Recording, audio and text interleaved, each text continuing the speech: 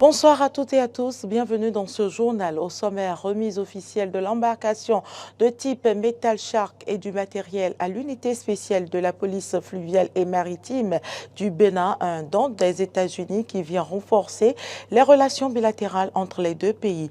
Sans rendre officiels les sujets qui ont été au cœur des échanges entre le président Talon et le magnat nigérien du ciment Aliko Dangote, le porte-parole du gouvernement Wilfried Léandre Ngouedji s'est contenté d'apprécier cette rencontre. Les détails dans ce journal. Et puis hors de nos frontières, le Fonds souverain de la Libye attaque en justice le frère du roi de la Belgique.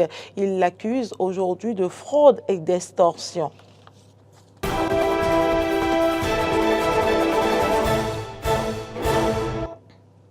Merci pour l'attention. Je l'annonçais en début d'édition, l'ambassadeur des États-Unis près le Bénin, Brian Choukan, a procédé hier à la remise officielle de l'embarcation de type Metal Shark et du matériel à l'unité spéciale de la police fluviale et maritime.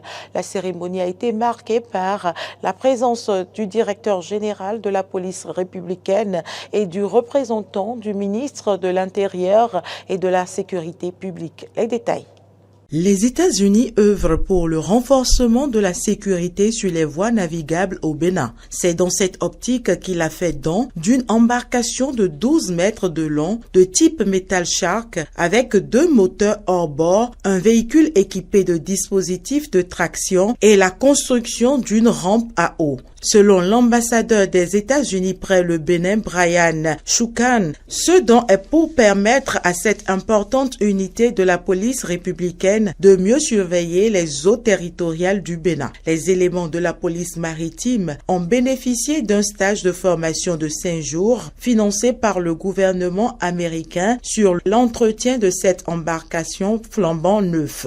Au titre d'autres actions menées par le gouvernement américain, il y a la construction d'un hangar de maintenance. Pour le conseiller technique de la protection civile, colonel Kossi Antoine Donsou, les équipements offerts par les États-Unis sont nécessaires à l'opérationnalisation de l'unité spéciale de la police fluviale et maritime. Le représentant du ministre de l'Intérieur et de la Sécurité publique a déclaré qu'ils viennent encore de prouver à la face du monde l'excellente qualité du partenariat entre le gouvernement du Bénin et le gouvernement des États-Unis d'Amérique. Il a rassuré l'ambassadeur du bon usage qui sera fait des matériels afin d'assurer au mieux la sécurité des populations. Le porte-parole du gouvernement Wilfried Léandre Ngouedji apprécie à sa juste valeur la rencontre entre l'opérateur économique nigérien Aliko Dangote et le président Patrice Talon. C'était au cours de sa traditionnelle séance d'échange du vendredi avec les professionnels des médias. Clémence Tonokwa.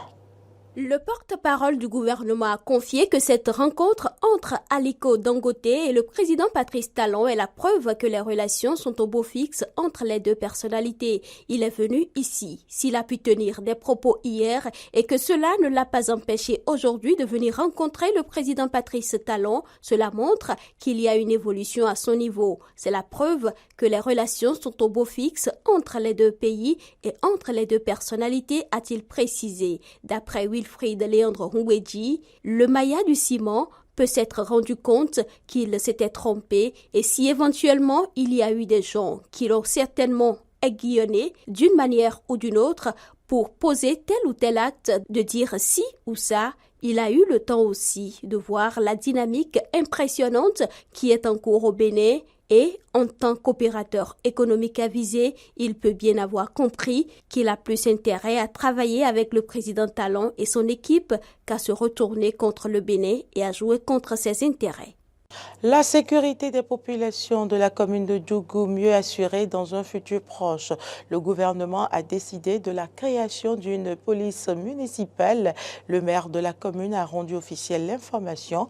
On fait le point avec notre correspondant sur place, Ignace Aoubré. Bonne nouvelle pour les populations. Selon le maire Idrissou Yaya, le projet de création d'une police municipale dans la commune de Djougou lui a été notifié mardi dernier par le ministre de l'Intérieur et de la Sécurité publique, Alassane Seydou, à la faveur d'une séance de travail tenue au ministère à Cotonou. Idrissou Yaya, maire de Djougou.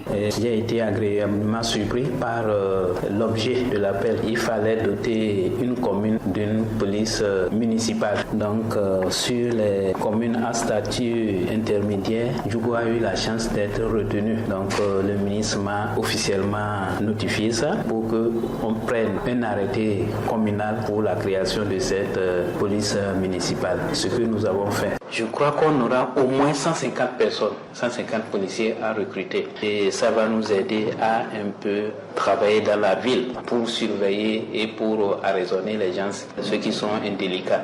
Donc c'est une très très bonne chose. Pour le fonctionnement de cette police municipale, l'État apportera à la commune un appui nécessaire dans le cadre des ressources de transfert, précise le maire Idrissou Yaya. Ce serait financé par l'État, donc je profite pour vraiment remercier le président Talon pour avoir pensé à la sécurité de Djougou. La police municipale de Djougou verra le jour d'ici janvier 2024 au plus tard dans l'intérêt de la commune, a dit le maire. L'agence World Contact organise du 26 au 29 juillet prochain à Cotonou la première édition du Salon des banques, assurances et microfinances.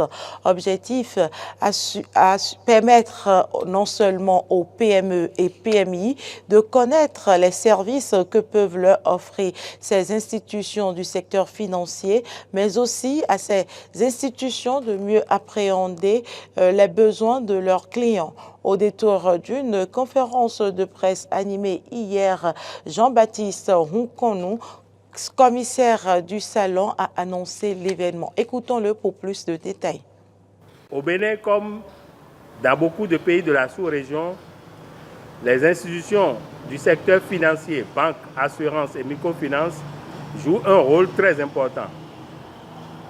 Elles sont pour les entreprises ce qu'elles sont pour la respiration humaine. Malheureusement, ces dernières, en l'occurrence les PME, PMI, n'arrivent pas toujours à répondre, à comprendre et ou à connaître tous les services que peuvent leur offrir ces institutions. De même, ces institutions n'appréhendent pas toujours les besoins de leurs clients qui les accusent à tort ou à raison. C'est pour répondre à ces préoccupations que l'agence World Contact, en partenariat avec le magazine Le Monde des Affaires, qui fête ses 30 ans, organise les 26, 27, 28 et 29 juillet 2023 à Azalai Hotel, le salon des banques, assurances et microfinances. Durant 4 jours, donc, nous aurons des communications qui seront présentées par de hauts cadres du secteur financier et d'éminents professeurs. Nous aurons également des stands d'exposition de produits de ces institutions afin de leur permettre de les rendre visibles et lisibles hors de leur cadre naturel, donc hors des bureaux.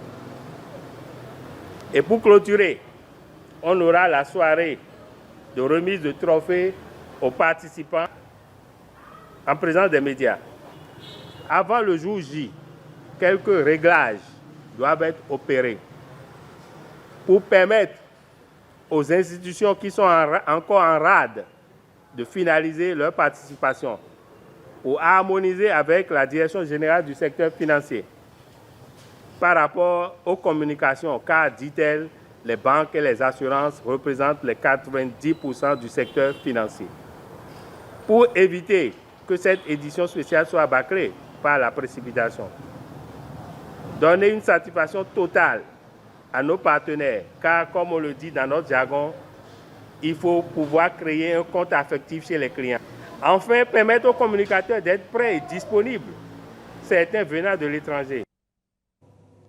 L'opposant sénégalais Ousmane Sonko a pris acte de l'interdiction du meeting d'investiture prévu par son parti, le PASTEF, aujourd'hui, dans l'optique de préserver la paix sociale. Il a fait une déclaration sur les réseaux sociaux la veille et en attendant une autre date, l'opposant a appelé à un concert de casseroles pour protester pacifiquement.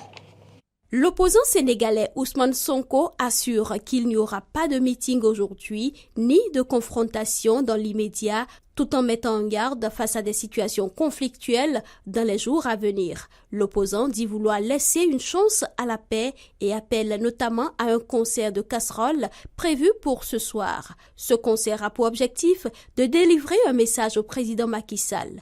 Nous voulons aller à des élections libres, transparentes et inclusives avec tous les acteurs politiques qui remplissent les conditions, a-t-il martelé. Il a aussi déclaré hier soir dans des adresses en wolof et en français sur la chaîne de son parti qu'ils allaient choisir une date pour le meeting d'investiture qui était interdit par le gouvernement de Dakar. Le parquet a ouvert une information judiciaire et requis un mandat d'arrêt international contre Juan Branco, avocat français d'Ousmane Sonko. Après les violences meurtrières de début juin, Juan Branco avait accusé le président Macky Sall et plusieurs personnalités du pouvoir de crimes contre l'humanité. Le fonds souverain de la Libye attaque en justice le frère du roi de Belgique. Il accuse aujourd'hui le prince Laurent de Belgique de fraude et d'extorsion. L'affaire remonte à 2008, quand Mouammar Kadhafi dirigeait encore la Libye et était reçu dans les chancelleries occidentales. À l'époque, le gouvernement libyen passe un accord avec une association créée par le prince Laurent de Belgique pour un projet de reforestation, le tout pour 17 millions d'euros. 2 ans plus tard, les autorités libyennes annulent l'accord. Puis éclatent les printemps arabes, l'intervention militaire occidentale en Libye. Le prince belge essaie de récupérer l'argent du contrat et multiplie les recours en justice, y compris contre le fonds souverain libyen qui détient 14 milliards d'euros en Belgique. Le prince Laurent réclame au total près de 70 millions d'euros au fonds souverain pour compenser son préjudice. Le fonds a donc contre-attaqué en portant plainte contre le frère du roi de Belgique. Il l'accuse notamment d'avoir menacé de faire pression sur la justice pour influencer les décisions concernant le fonds souverain, espérant ainsi que le fonds lui verse de l'argent. Et c'est tout pour cette édition. Merci pour l'attention. Très belle soirée à toutes et à chacun.